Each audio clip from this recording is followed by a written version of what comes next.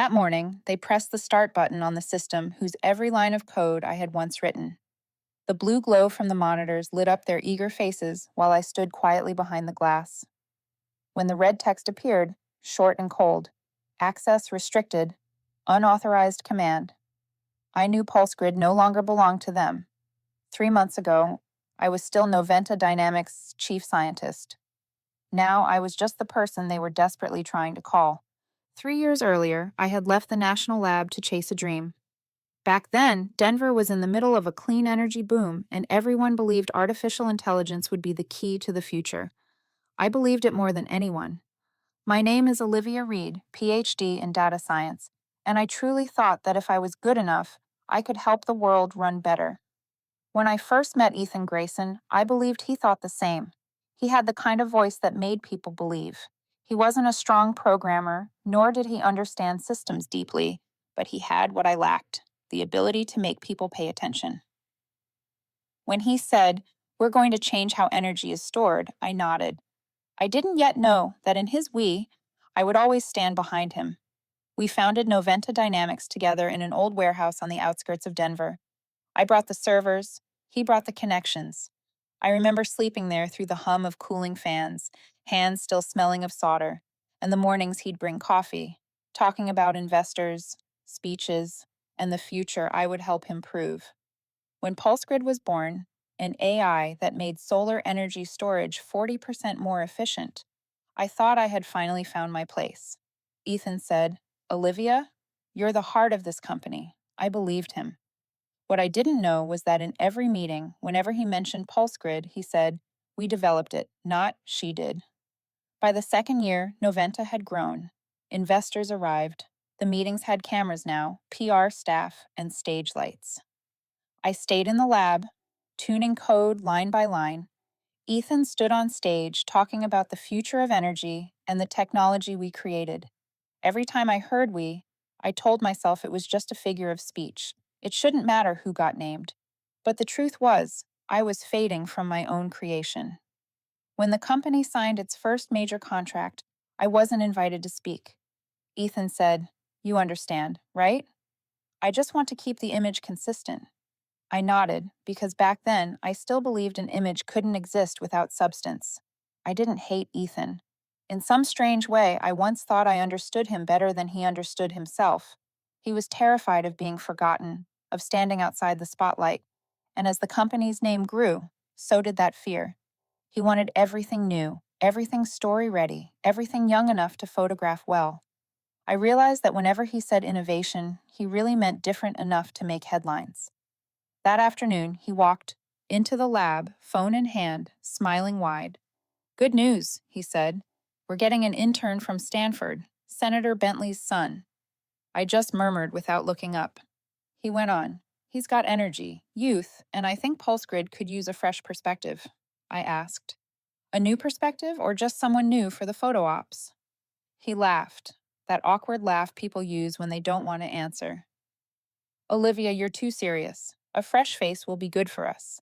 Investors like that." I said nothing.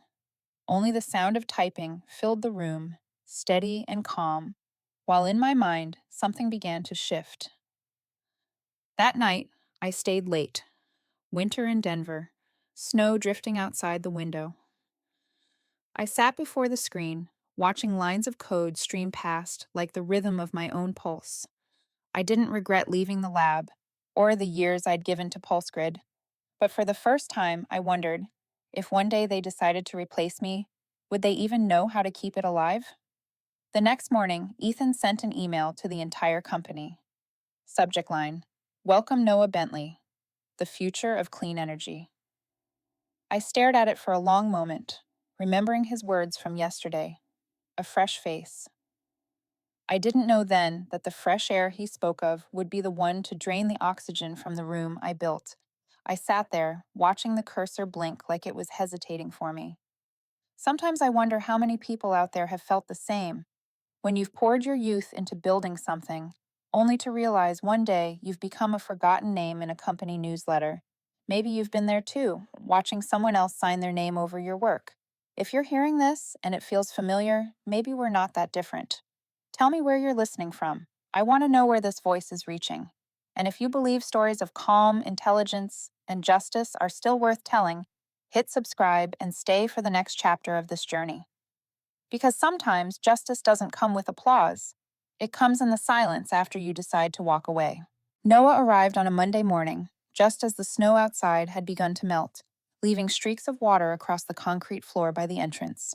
He looked younger than I expected: black coat, polished shoes, hair trimmed in that perfect Silicon Valley way, like someone who had just stepped out of an interview. Ethan introduced him to the entire engineering team, his tone brimming with enthusiasm, as if he'd just recruited a prodigy. Noah Bentley will bring a fresh perspective to PulseGrid, he said. He just graduated from Stanford, and I believe his young energy will help us see things differently. I stood at the back of the room, my hands clasped in front of me. Noah turned and gave me a polite, slightly awkward smile. He wasn't the arrogant type I'd imagined. There was something genuine in his eyes, a mix of excitement and fear. But I knew that kind of sincerity is what makes people easiest to use. And sometimes, it's also what gets others replaced. After the introduction, Ethan pulled me aside. Olivia, I want you to help Noah get up to speed. He'll be shadowing you for the next few weeks, learning the process, understanding how we operate. To what extent? I asked evenly. Just observing, he said. He needs to understand how you work. You're the only one who can really teach him. I smiled faintly. And then? Ethan hesitated for a moment before answering. Then he'll oversee the expansion strategy.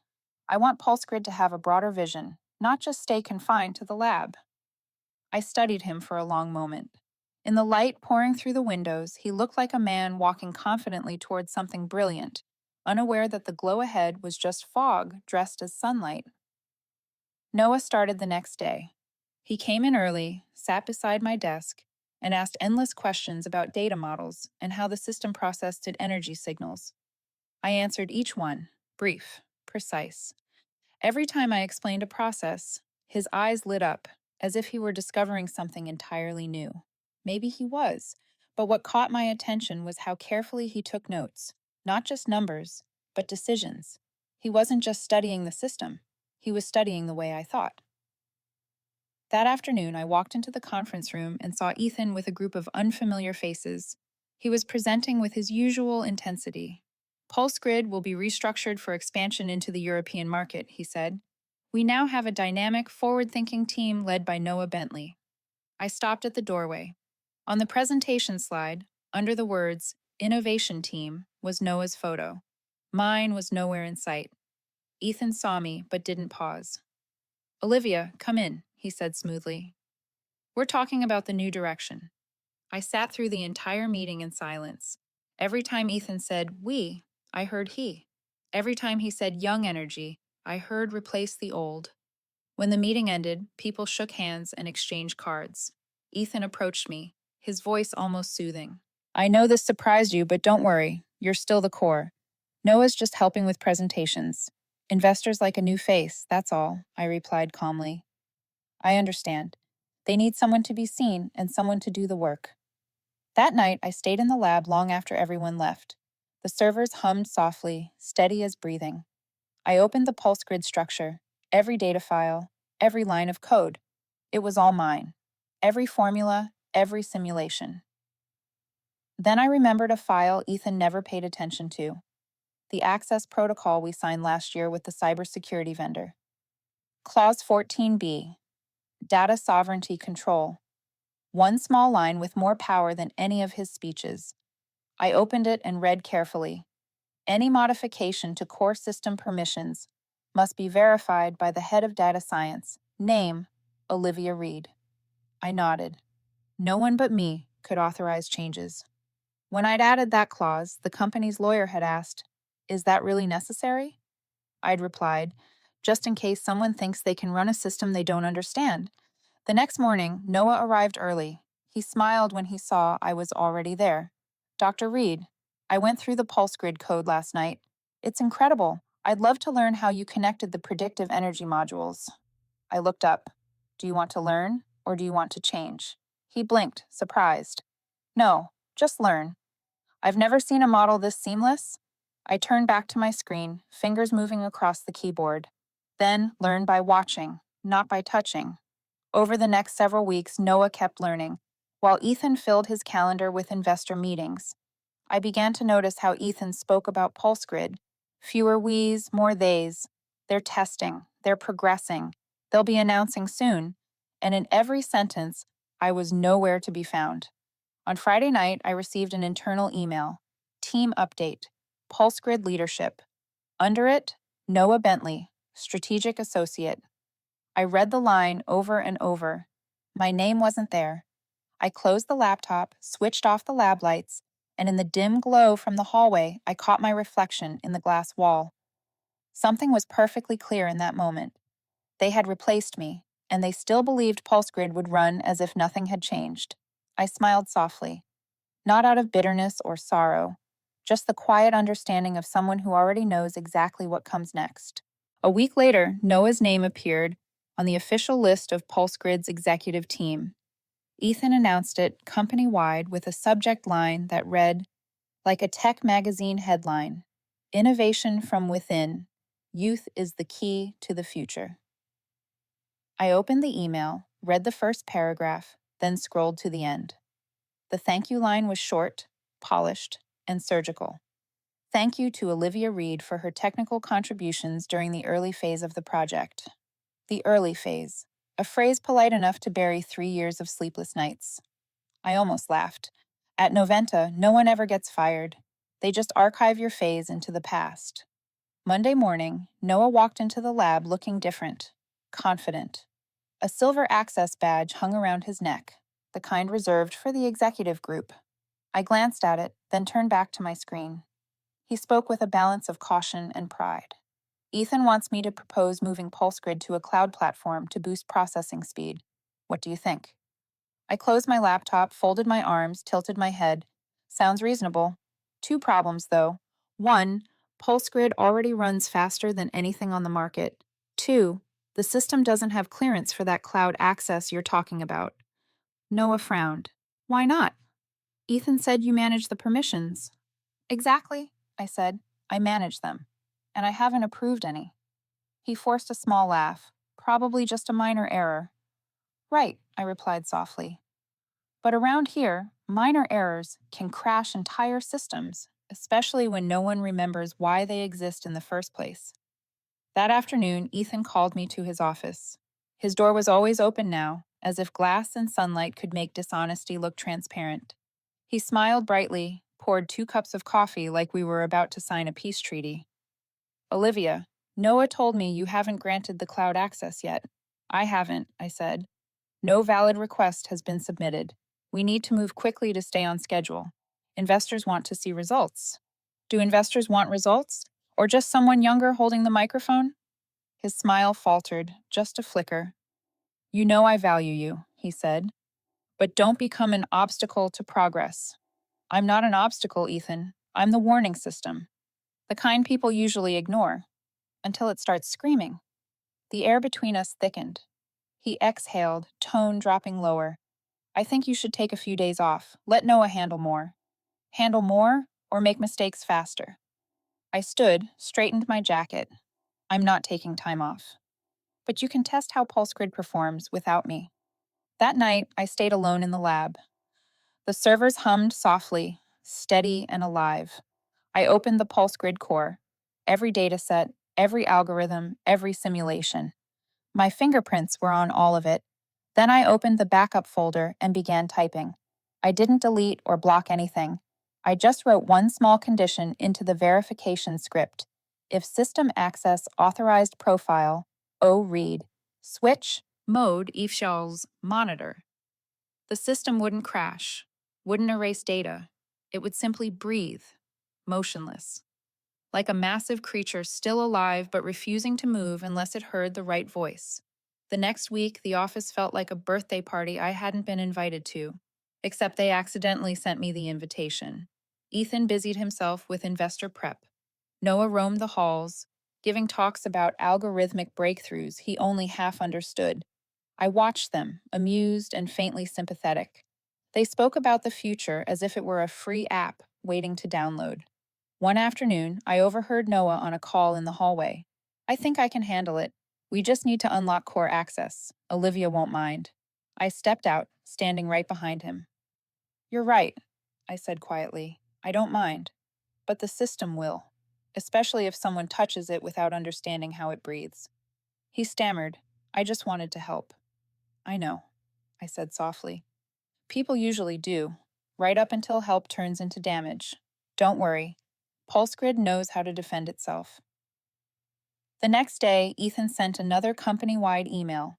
Subject: Preparing for the PulseGrid 2.0 demo.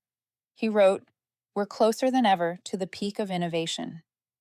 I read it and wondered if that peak was the same cliff he was about to fall from. I told no one about the monitor code. I just sat quietly, watching the light reflect across my desk.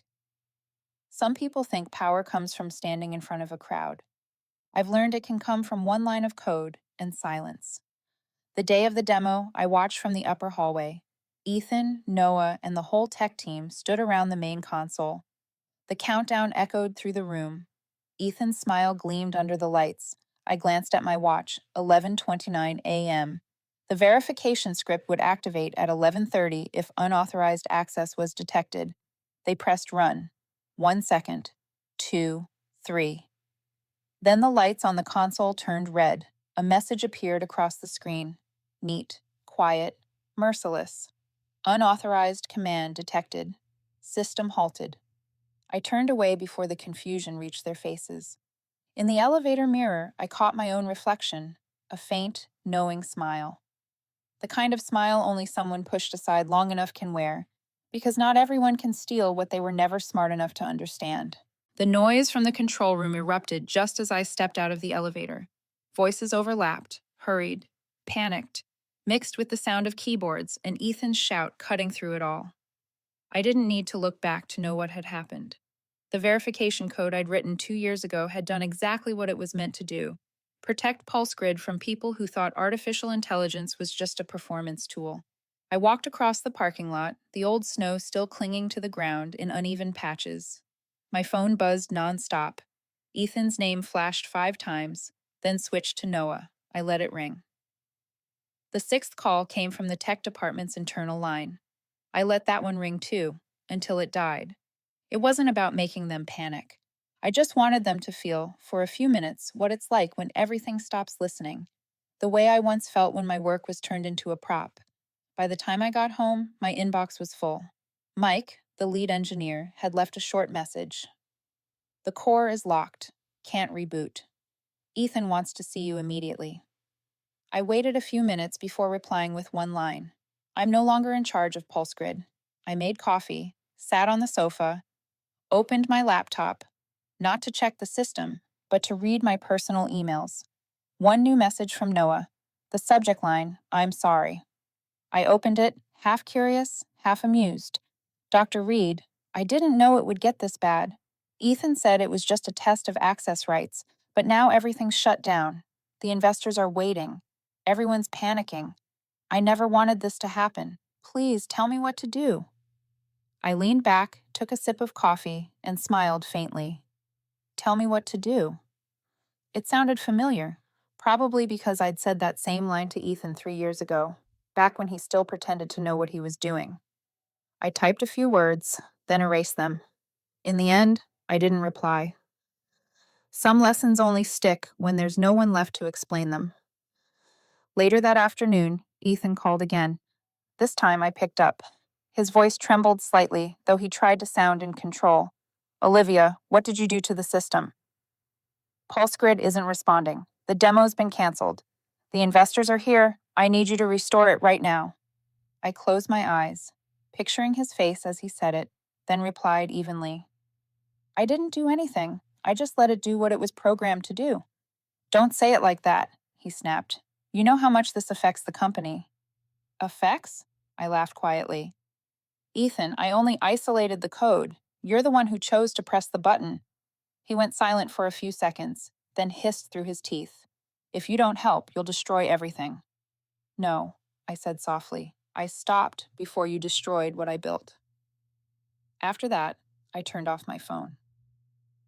Outside the window, The sky had gone gray. Snow began to fall. Light, fragile, like ash. I thought about that first morning when Pulse Grid came, alive, running flawlessly, convincing me that fairness could exist at work. Now I knew better. Fairness doesn't appear on its own. You have to program it in. The next day, Noventa was in chaos. Rumors spread faster than Wi-Fi. Some blamed hackers, others said hardware failure. Ethan told the press it was a temporary technical issue. I watched the news. Him standing in front of the cameras, his face tense beneath a forced smile. I'd seen that look before, the first time he lied to investors. Maybe this time would end the same way, only now there was no one left in the lab to save him. 3 days later, Mike called. His voice was low, tired. Olivia, they're bringing in external consultants to try to unlock the core, but no one's willing to take responsibility. Noah hasn't spoken since. Good, I said. Sometimes silence is the most expensive lesson. He hesitated. Do you regret it? I thought for a moment. No. I only regret not staying silent sooner.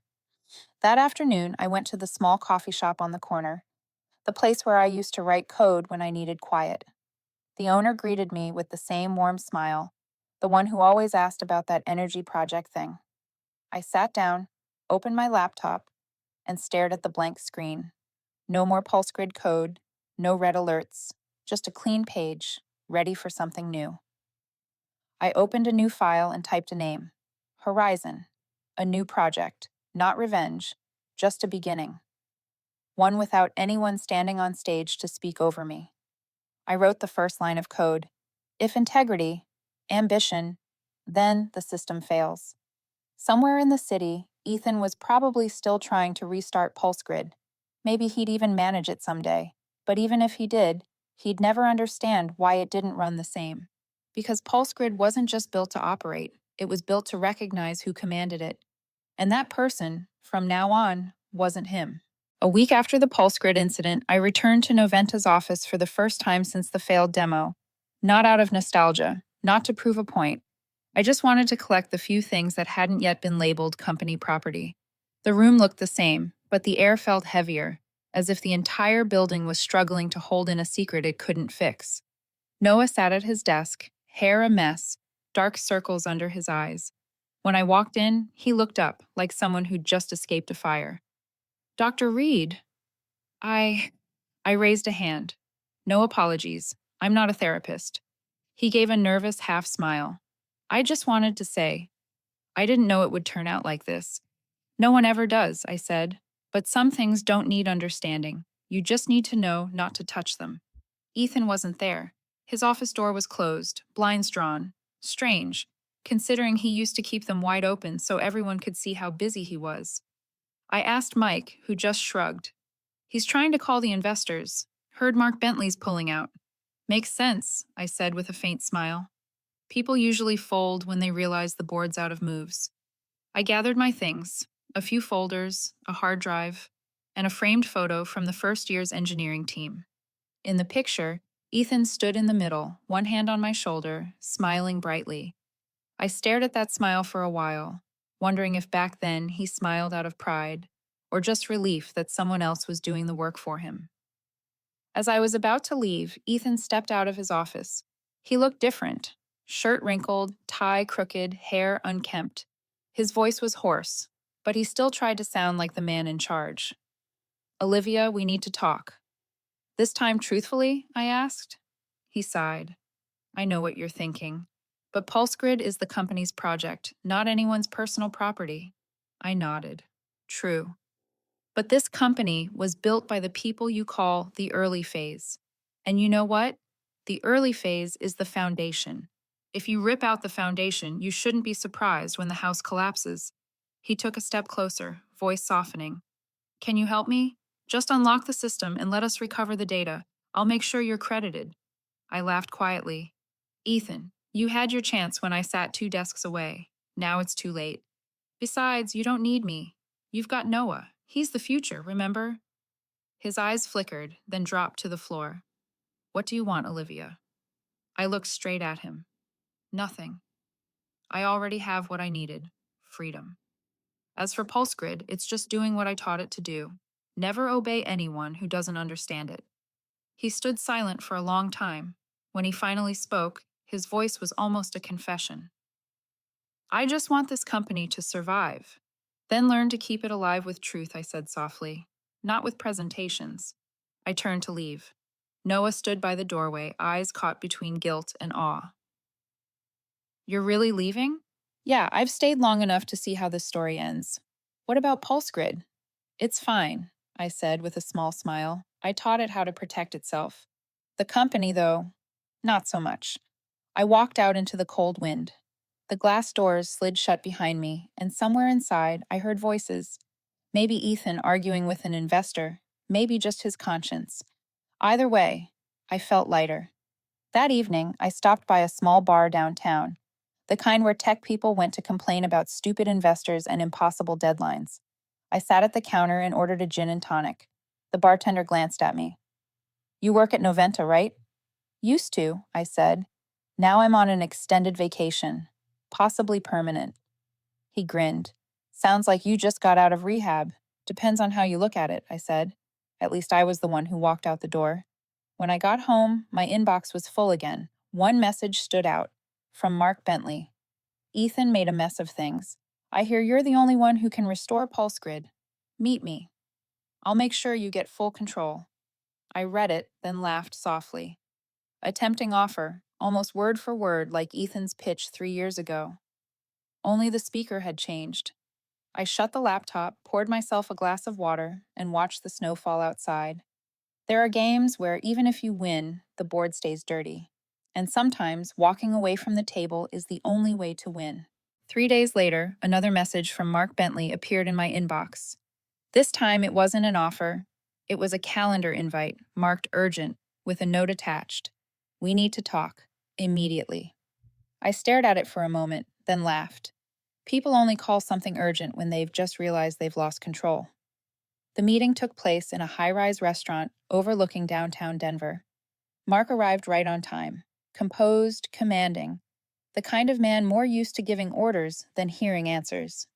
He shook my hand, the smile on his face perfectly balanced between polite and desperate. Thank you for coming, he said. I'll get straight to it. Ethan made things worse than I imagined. PulseGrid is locked down, our primary investor is pulling out, and Noah, well, he's completely lost. I sipped my coffee, keeping my face neutral, though the corner of my mouth twitched. How bad is it? Bad enough that we're considering declaring technical bankruptcy. I nodded. That's unfortunate. But I'm not part of the company anymore, remember? He leaned back, eyes narrowing. I know. But PulseGrid is your creation. Without you, the data remains permanently frozen. I can bring you back, this time with the title you deserve. I smiled faintly, the sarcasm impossible to hide. Mr. Bentley, you sound like you're asking me to put out a fire someone else started, just so they can cut the ribbon all over again. He sighed. You're letting emotions get in the way, I replied evenly. Not emotions. Memory. He went quiet for a while, then said carefully, Ethan will be out soon. I don't want PulseGrid to die with him. Work with me, and I'll make sure you get real ownership. I set my cup down and leaned forward slightly. Mr. Bentley, you're a politician. I'm an engineer. You believe in power. I believe in structure. And this structure, I designed it so no one could pull its strings, not even you. PulseGrid doesn't die with anyone. It just stops listening to those who never understood it. The meeting ended without a second handshake. As I stood, Mark called after me. You'll regret this, Olivia. The market doesn't wait. I turned back with a calm smile. I know. Luckily, PulseGrid doesn't trade shares. That night, I walked through downtown. The city still glowed. Towers lit up as if nothing had collapsed. But inside, I knew Noventa was coming apart like a ship with no rudder. My phone buzzed. A message from Mike. Ethan's gone. Noah resigned. They're saying you caused the PulseGrid crash, but no one believes it. I smiled as I read it. Good, I thought. You don't need belief, just understanding. Back in my apartment, I opened my laptop. The familiar line appeared. PulseGrid Core Access Verified.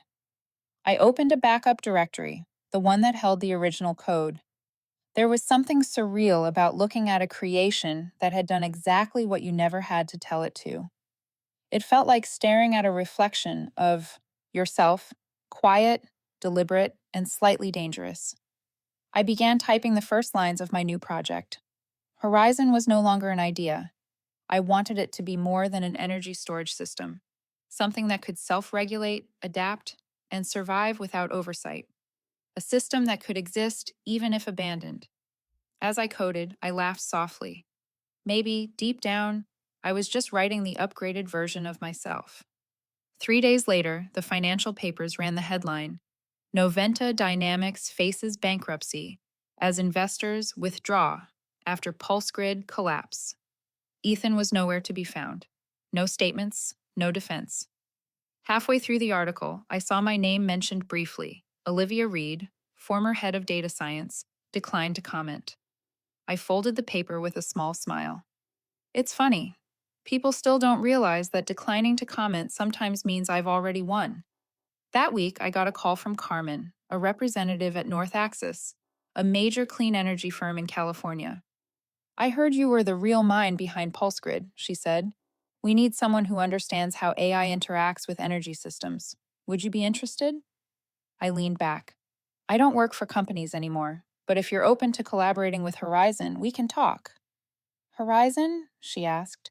My new project. Less drama, and absolutely no CEOs who talk about youthful energy. She laughed. Fair enough. Send me the proposal. I hung up and looked out the window. The snow had stopped.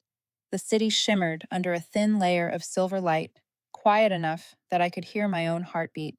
I wasn't in Noventa anymore, but Noventa was still tangled in the network I had built.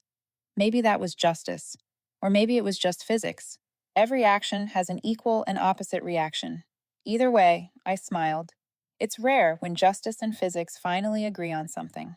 2 weeks later, Horizon officially came to life. There was no grand opening, no ribbon cutting, no speech. Just me, an old desk, a laptop, and a small wooden sign hanging outside a rented office in an old industrial park on the outskirts of Denver. I named it Horizon not because I wanted to sound like a startup opening new frontiers, but because I was tired of looking back. Carmen was the first to sign a contract. North Axis wanted to test an energy storage prediction model for the winter crisis period. She sent me an email with exactly 3 lines. Good budget. Full ownership is yours. We just need it to work. It was the kind of contract I'd been waiting for. Short, clear, and best of all, without the words young and dynamic. I started hiring. Mike was the first person I thought of. I sent him a short message. Want to start over? He replied 5 minutes later. When do we begin? Then came Sarah, the systems engineer. Ethan had once pushed to a side department because she didn't fit the brand vision. When I called, she laughed. His vision's probably looking down from the cliff by now. My team was small, 5 people, but no one needed motivational speeches. We worked in silence, breaking it only with laughter when someone quoted one of Noventa's old slogans. Once, Mike mimicked Ethan's voice. We don't need to be perfect. We just need to inspire. I shot back, right, and now his company's an inspiration for risk management courses. The whole room laughed, but under the laughter was absolute focus. Horizon began to take shape like a living organism. I rewrote the system core, refined the learning algorithms, and built in self-regulation, the one thing PulseGrid had lacked. I wanted to create something that didn't need guarding, a system that could shut itself down and reboot elsewhere if someone tried to take it. An AI with a survival instinct. I joked with Mike once. This time, if someone tries to steal the work, the system will steal back access first. Meanwhile, the news about Noventa spread fast. Noventa Dynamics declares bankruptcy. Investor Bentley withdraws all funds. CEO Ethan Grayson, missing after company collapse. Every headline was just another version of the same story. A company once praised as the future of energy was now the poster child for the risks of leading by slogan. I didn't feel joy, just relief. It was almost funny, remembering the meetings where Ethan talked about his vision to change the world. The world hadn't changed. only he had disappeared from the corporate map. Some rumors said he'd left the country. Others claimed he was blaming me. I just thought if he ever tries to find me, I'd send one line back. I don't do human error maintenance anymore. 3 months later, Horizon completed its first trial with North Axis. The results surpassed every target. Processing speed doubled, costs down nearly 30%. Carmen called over video, a rare smile on her usually stern face. Olivia, I know I shouldn't say this, but you just made my entire engineering department feel useless. I laughed while typing the last lines of the report. Don't worry, I felt that way for 3 years at Noventa. It passes. She laughed too.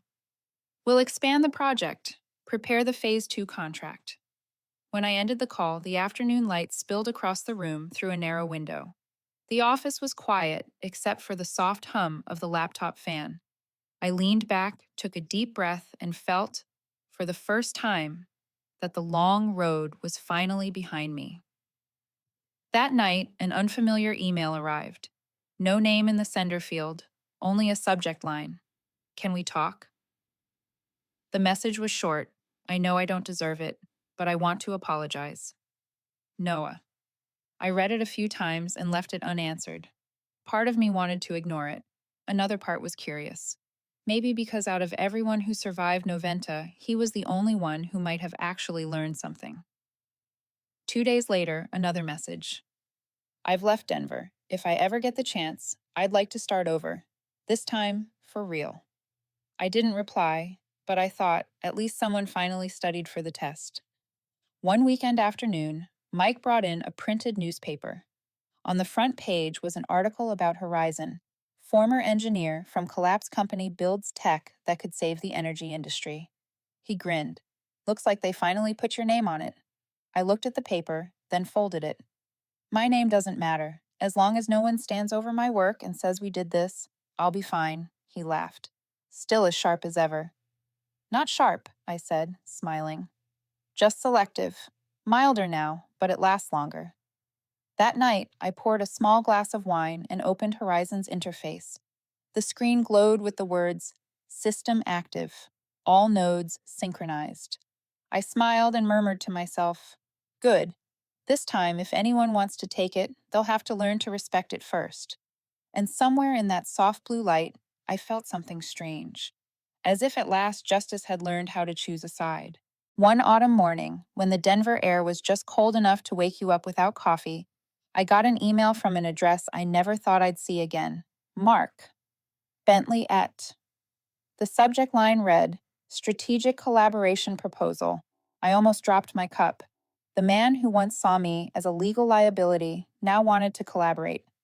I opened the message, 3 short, polished paragraphs, the kind of language only investors mastered. Olivia, I've been following Horizon. We're restructuring some of Noventa's remaining assets, including PulseGrid. I believe you're the only person capable of bringing it back. Think of this as a chance to close the past. I read it again, then laughed out loud. A chance to close the past? How poetic, coming from the man who started the fire, now offering to teach me how to put it out. I didn't reply immediately. I forwarded the email to Mike with one line. Want to hear an old story retold? He replied 10 seconds later, grabbing popcorn. We sat in the office, reading the email together, commenting as if we were watching a documentary. Strategic Collaboration Proposal, Mike read slowly. Translation. Fix my mess, but make sure my name stays on the plaque. I grinned. You sound fluent in investor speak. Don't need to be, he said. I survived 3 years of Ethan's meetings. But after the laughter faded, I still opened my laptop and typed a short response. I didn't refuse outright. I just wrote one sentence. If you want to resurrect PulseGrid, be ready for it not to belong to you anymore. 2 days later, Bentley called for a video meeting. His face appeared on screen, clean-shaven, composed, wearing the confidence of a man who believed money could soften any edge. Olivia, I'm glad you replied, he began. I know there were misunderstandings between us. I don't recall misunderstandings, I said evenly.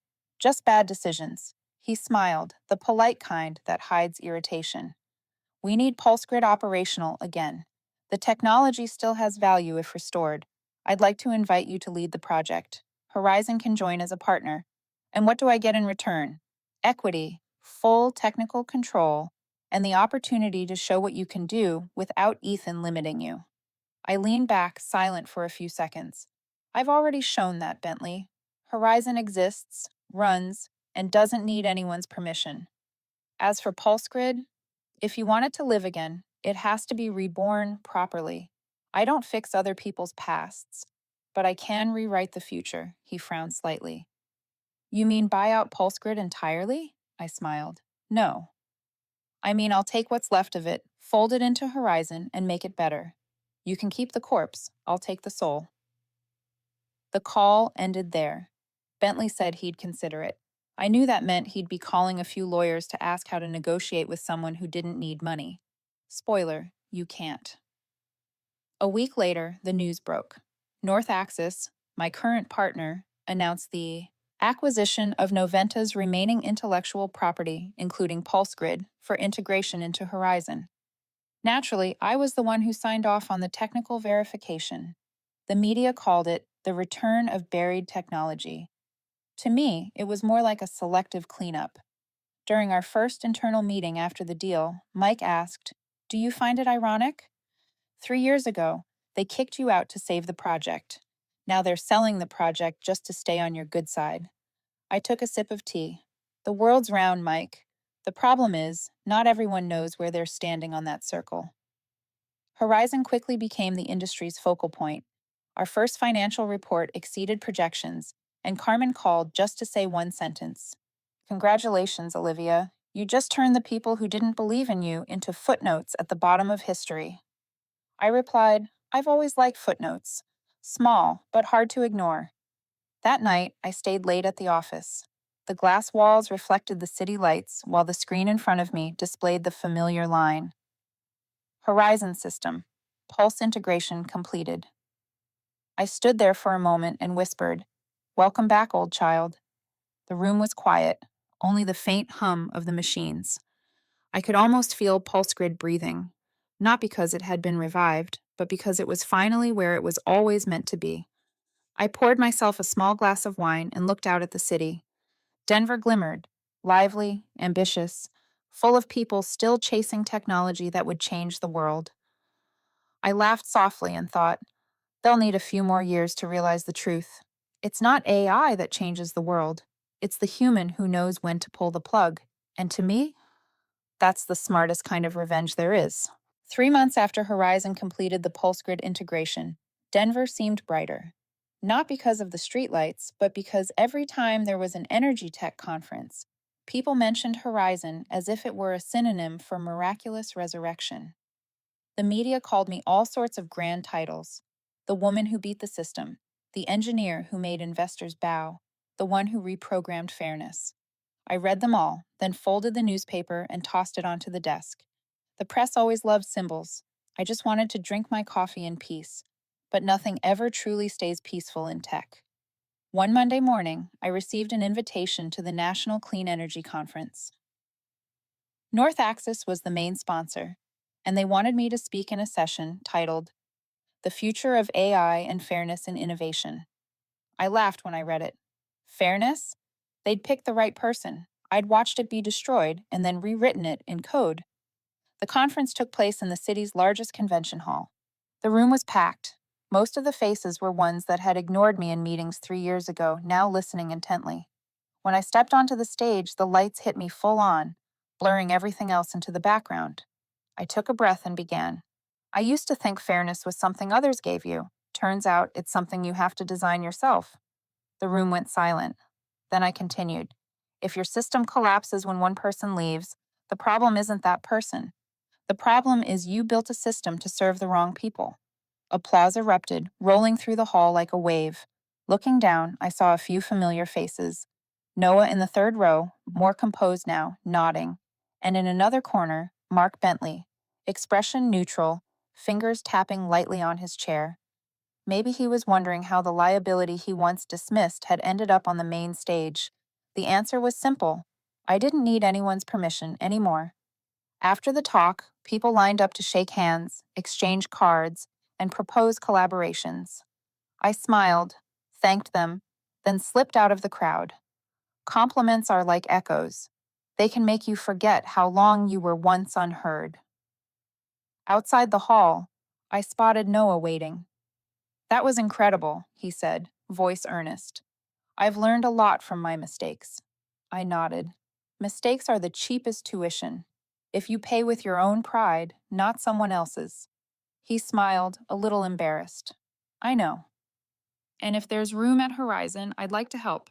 I don't need a title, just a chance to do things right." I studied him for a few seconds. "All right, but here's the rule. No one is the center, not even me." He nodded firmly. "I understand. I promise. No more turning vision into slogans." I laughed. "Good, because at Horizon, our only slogan is work first, talk later." That afternoon, back at the office, Mike handed me the quarterly report. "You know," he said, "revenue's doubled, and our reputation's climbing faster than Tesla's stock in 2021. I set the report down and smiled faintly. I don't care about reputation. I just want to make sure that this time no one can erase the names of the people who actually built it. "Relax," Mike said. "Your system logs every access, even if someone tries to change the author signature." I shrugged. Then I guess I've successfully programmed memory. That evening, the city lights reflected through the office windows. I opened Horizon's main dashboard, every system running smoothly, data pulses steady like a heartbeat. In the corner, a small line of text read, "PulseGrid Legacy Module. Active." The irony made me smile. The very thing that once cost me everything was now the most stable part of the whole structure. Maybe because it was written in pain. And pain, unlike code, never crashes. I stepped out onto the balcony, glass of wine in hand. The wind was cool against my hair. Below, Denver buzzed, bright towers glowing like everyone was still trying to prove they were on the right path. I smiled. Somewhere down there, someone was probably still talking about youthful energy, still believing innovation came from age, not resilience. They'd learn soon enough. Age isn't measured in years. It's measured in how many times you stand back up after being dismissed. My phone buzzed. A message from Carmen. "Congratulations. Horizon's been chosen as the national partner for the Smart Energy Initiative. You're about to be very busy." I replied, "Good. I like being busy. It keeps me from thinking about the past." Setting my phone down, I watched the sky fade into violet. A gust of wind carried the faint sound of traffic and the scent of coffee from the cafe below. I breathed deeply. The feeling of calm spread through me, like quiet electricity. Everything, finally, was where it belonged. Tomorrow, Horizon would grow. I knew that. But tonight, I just wanted to sit here, watching the city that once witnessed my failure now shining with the light from my own building. There was something deeply ironic and quietly beautiful about that symmetry. I laughed softly to myself, whispering words meant only for me. Revenge might be sweet, but peace, that's what truly intoxicates. And under Denver's glow, the wine in my glass caught the reflection of a line still glowing on my laptop screen inside the office. Horizon system. All nodes synchronized. A simple line of code, but to me, it meant everything. I sat there a little longer, watching the city lights blend into the darkening sky, and wondered how many people out there had ever felt this, the quiet triumph of reclaiming what was always yours. No shouting, no vengeance, just leaving at the right time and returning the right way. If you've listened this far, I want you to pause and think. What moment in this story moved you the most? Was it when she was cast aside, or when she came back and made everyone look at themselves? Leave your thoughts below. I read every comment because inside them are little stories, some that sound just like mine, only with a different narrator. And if you enjoy stories where justice doesn't need to shout to be heard, where the quiet ones rewrite the ending, subscribe and turn on the notification bell. Because sometimes silence is the loudest answer of all. Thank you for staying until the end.